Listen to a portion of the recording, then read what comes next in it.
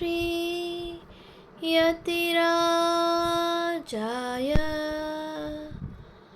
विवेकानन्द सूरये सच्चित्सुख स्वरूपाय स्वामिने तापहारिणे।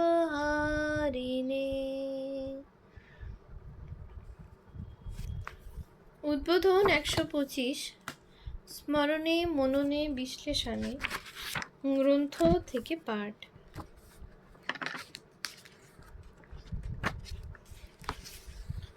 পৃষ্ঠা সংখ্যা 353। গ্রন্থ পরিক্রমায় উদ্বোধন পত্রিকা।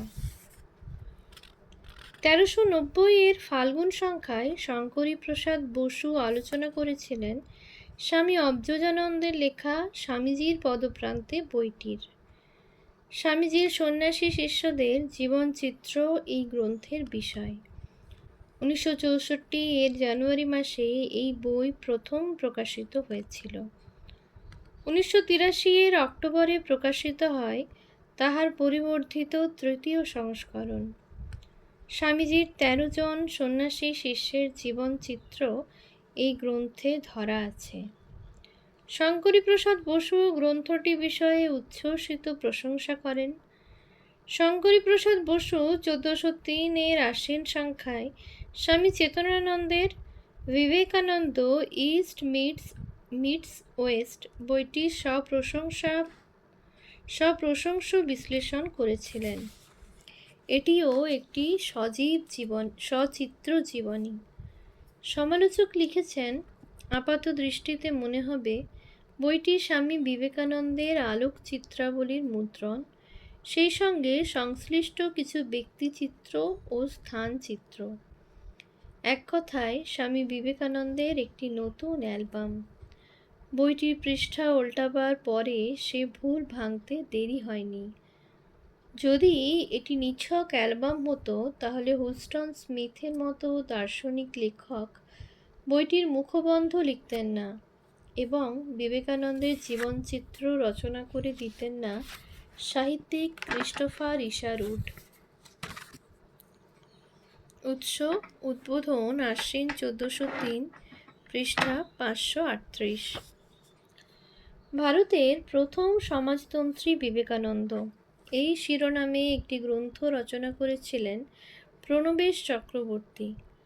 1399 মাঘ সংখ্যায় শান্তনা দাশগুপ্ত শিরোনামটির যথার্থ বিশ্লেষণ করে জানালেন যে এই সমাজতান্ত্রিকতা কিন্তু মার্ক্সীয় সমাজতন্ত্রের মতো একই গোত্রের নয়।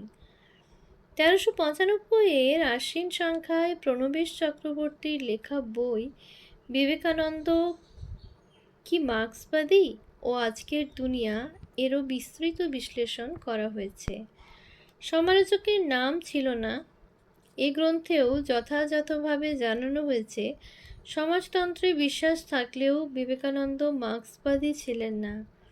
1403 তাপস বসুর লেখা মার্ক্সবাদীদের চোখে বিবেকানন্দ অবশ্য একটু ভিন্ন স্বাদের বই।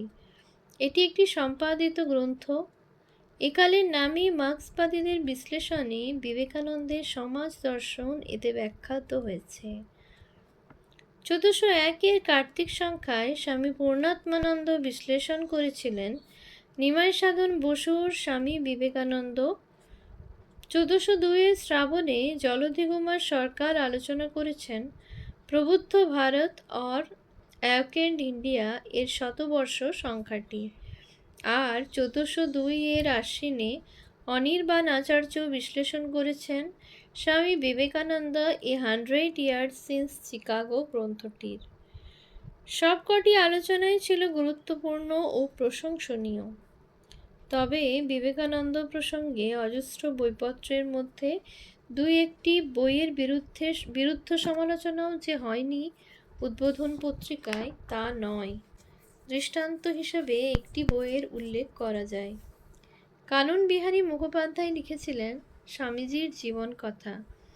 1385 জ্যৈষ্ঠ সংখ্যায় বকলম এর বিশ্লেষণে তাহার যথোচিত সমালোচনা করা হয়েছিল।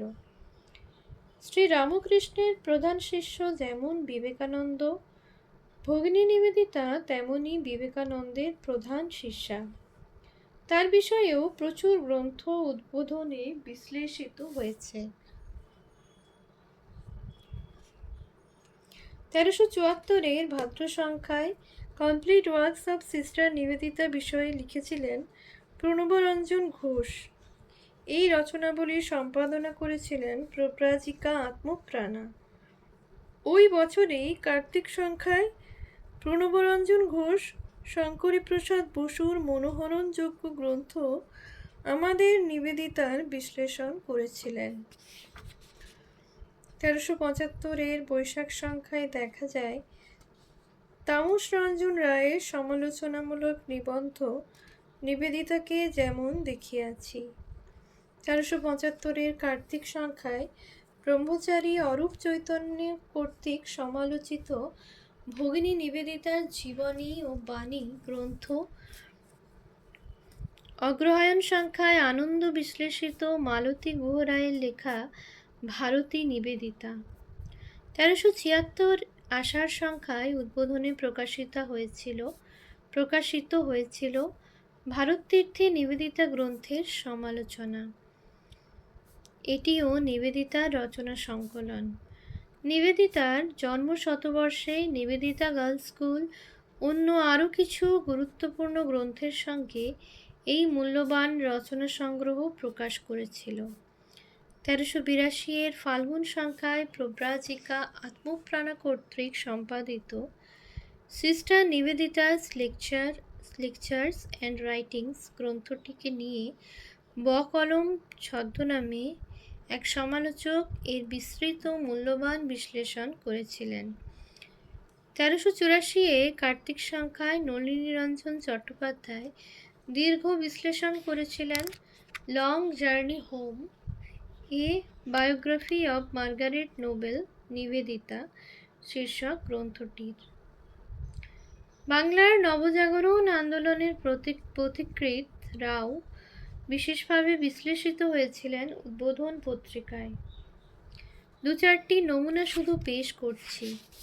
1370 অগ্রহায়ণ সংখ্যায় আলোচিত হয়েছিল শম্ভুচন্দ্র বিদ্যারত্ন প্রণীত বিদ্যাসাগর জীবনচরিত ও ভ্রম নিরাশ। পাঠকরা অবগত আছেন বিদ্যাসাগরের প্রথম প্রামাণ্য ও বিস্তৃত জীবনী লিখেছিলেন চণ্ডীচরণ বন্দ্যোপাধ্যায় বিদ্যাসাগরের মৃত্যুর অব্যবহিত পরেই। কিন্তু সে গ্রন্থে কিছু কিছু অতি কথা অর্থাৎ মিথ ছিল।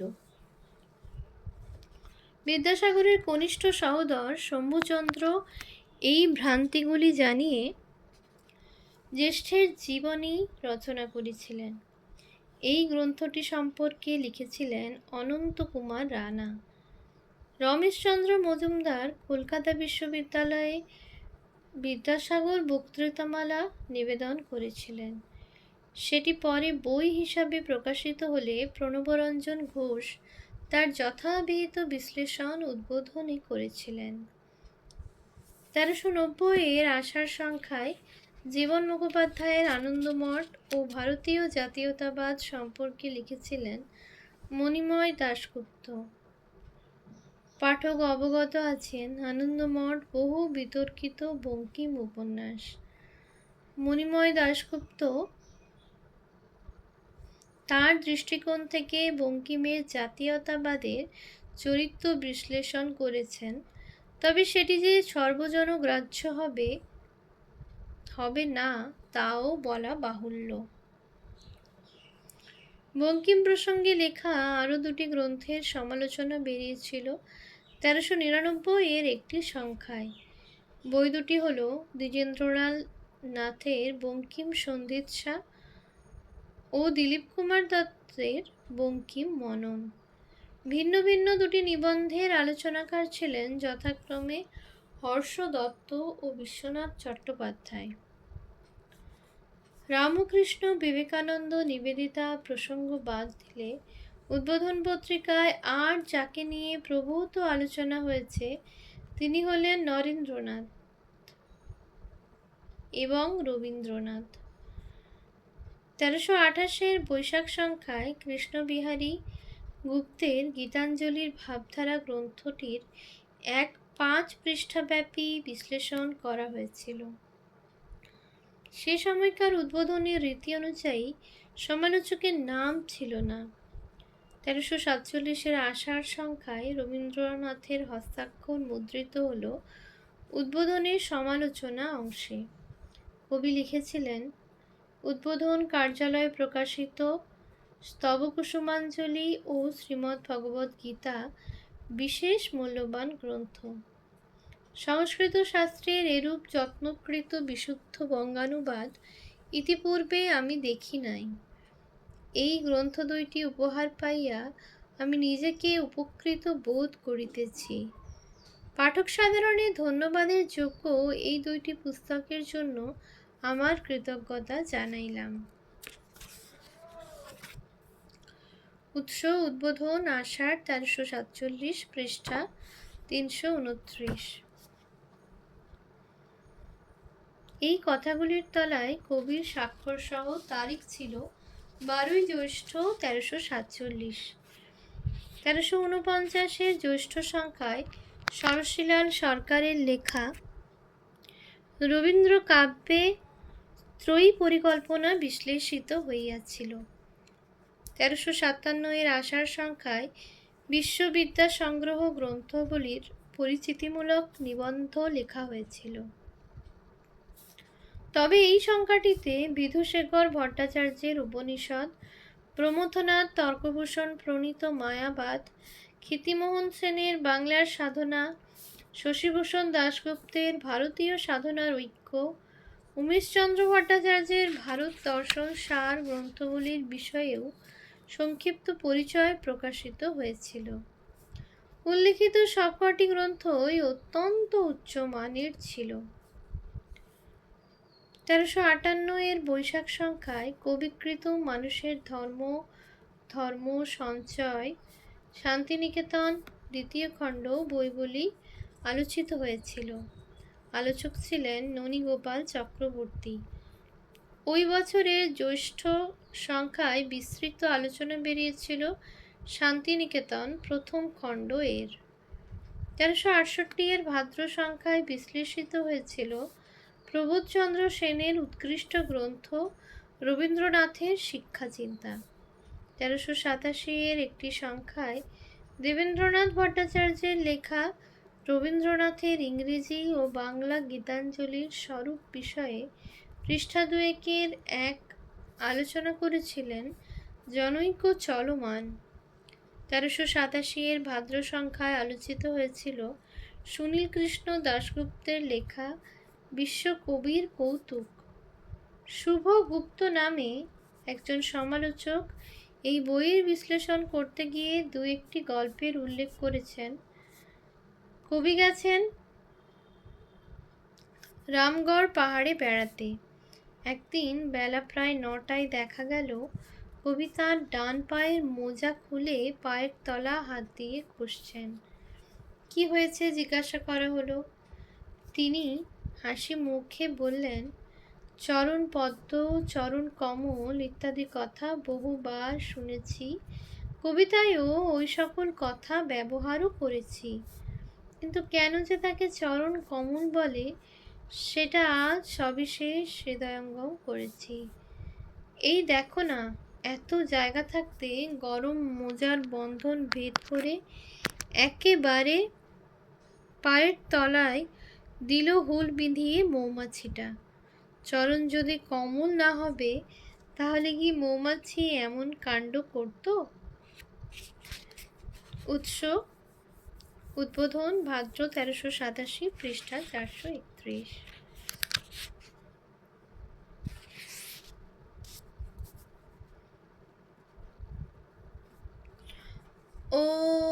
ওম শান্তি শান্তি শান্তি। হরি ওম তৎসৎ। শ্রীরামকৃষ্ণার্পণমস্তু।